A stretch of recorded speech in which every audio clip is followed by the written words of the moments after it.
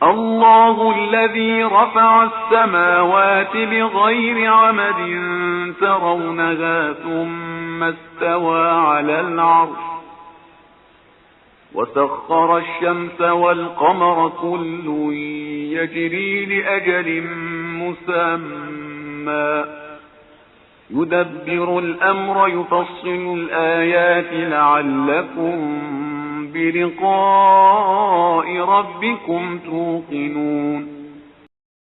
2. અલ્લાહ જ એ છે જેણે આકાશોને કોઈ દેખાતા થાંભલા વગર ઊંચા બનાવ્યા અને પછી તેણે પોતાની સલ્તનત અર્શ ઉપર કાયમ કરી અને સૂરજ તથા ચાંદને પોતાના હુકમ હેઠળ રાખ્યા જે એક નક્કી કરેલા સમય સુધી ચાલતા રહેશે. તે દુનિયાના દરેક હુકમનું સંચાલન અને તદબીર કરે છે અને પોતાની નિશાનીઓને સ્પષ્ટ રીતે સમજાવે છે જેથી તમને તમારા પરવરદિગારની મુલાકાતનું યકીન થાય. તફસીર. આ આયતમાં અમુક એવી નિશાનીઓનો ઉલ્લેખ કરવામાં આવ્યો છે જે બતાવે છે કે આ સમગ્ર કાયનાતની રચના પાછળ એક હિકમત, ઇલ્મ અને ઇરાદો છે. અલ્લાહે આકાશોને એવા થાંભલાઓ પર કાયમ રાખ્યા છે જે દેખાતા નથી, એટલે કે થાંભલાઓનો ઇનકાર નથી, પરંતુ તેમના દેખાવાની નફી કરવામાં આવી છે. તેનો અર્થ એ થાય છે કે આકાશ અદૃશ્ય થાંભલાઓ પર ટકેલા છે. આ રીતે માનવીય સમજ મુજબ આકાશનો નિજામ આ અદૃશ્ય સંતુલન પર ટકેલો છે. કુરાનની અનેક આયતોમાં અલ્લાહ તાલાએ આસમાનનો જિક્ર કરેલ છે. અલ્લાહે આકાશોને એવા આધાર પર ઊભા રાખ્યા છે જે દેખાતા નથી. અલ્લાહ જ આકાશ અને જમીનને પડી જવાથી બચાવે છે. જો તે હટી જાય તો કોઈ તેમને સંભાળી શકતું નથી. અલ્લાહ જ આકાશને જમીન પર પડવાથી રોકે છે.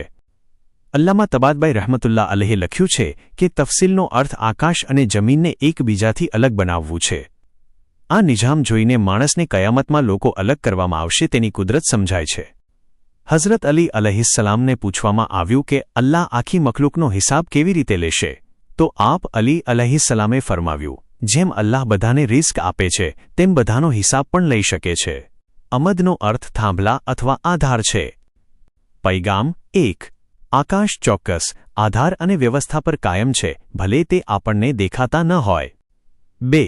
કોઈ વસ્તુનું ન દેખાવું એ તેના ન હોવાનો પુરાવો નથી. 3. સૂર્ય પણ સતત પોતાની ગતિમાં છે. 4. આકાશની ગતિ નક્કી કરેલી વ્યવસ્થા અને સમય પ્રમાણે જ ચાલી રહી છે.